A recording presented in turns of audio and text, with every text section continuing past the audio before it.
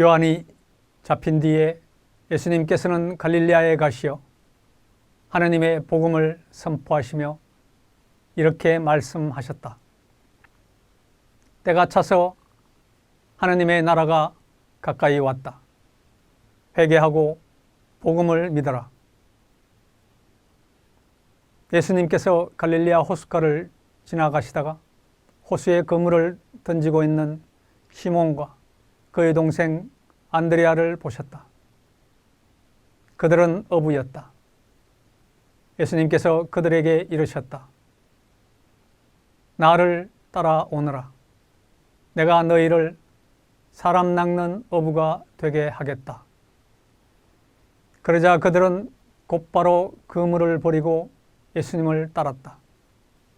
예수님께서 조금 더 가시다가 배에서 그물을 손질하는 제베데오의 아들 야고보와 그의 동생 요한을 보시고 곧바로 그들을 부르셨다.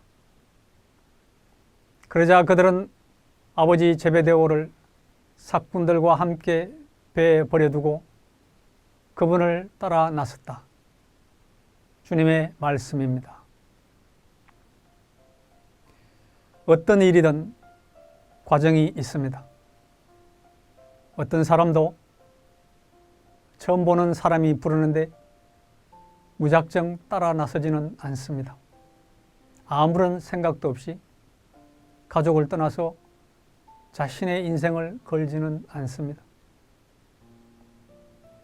적어도 이 제자들은 예수님에 대한 소문과 가르침을 들었거나 요한복음서에 나오는 안드레아 사도의 이야기처럼 이미 예수님을 만났고 대화했을 것이라고 생각하는 것이 합리적인 추론일 것입니다. 또 한편으로 이 제자들은 고기잡이 어부이지만 성실하게 하느님을 찾고 가치 있는 삶에 대해서 치열하게 고민하며 메시아를 고대하고 있었을 것입니다.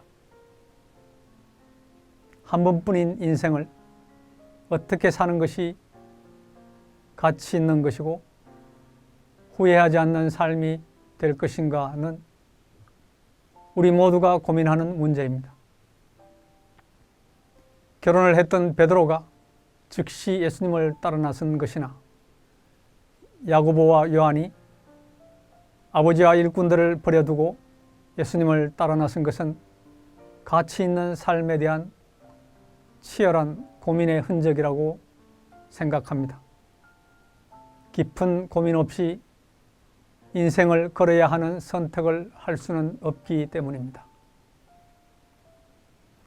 우리 각자는 제자들처럼 하느님의 부르심, 즉 소명을 받았습니다. 그냥 우연히 실수로 어쩌다가 내가 이 세상에 태어난 것은 아닙니다. 하느님께는 우연이 없습니다. 하느님께서 나를 창조하신 것은 분명한 목적이 있어서 사랑으로 창조하신 것입니다. 자신의 창조 목적, 즉 소명을 알고 그 부르심대로 살아가는 사람은 방황하지 않고 행복한 삶을 이루어갈 것입니다. 부르심에 대한 응답은 단 한 번만으로 이루어지는 것은 아닙니다. 제가 사제로 부르심을 받았지만 사제가 되었다고 해서 끝난 것이 아니라 매일매일 새로운 부르심을 받고 있는 것입니다. 우리 각자의 소명을 생각해 봅시다. 하느님께서는 지금 나를 어떤 소명으로 부르고 계시는가? 나는 남은 삶에서 그 부르심에 어떻게 응답하며 살아갈 것인가? 오늘 하느님께서는 나를 어디로 부르고 계시는가? 우리 의식의 안테나를 하느님께로 맞추고 자주 그 부르심에 귀를 기울입시다.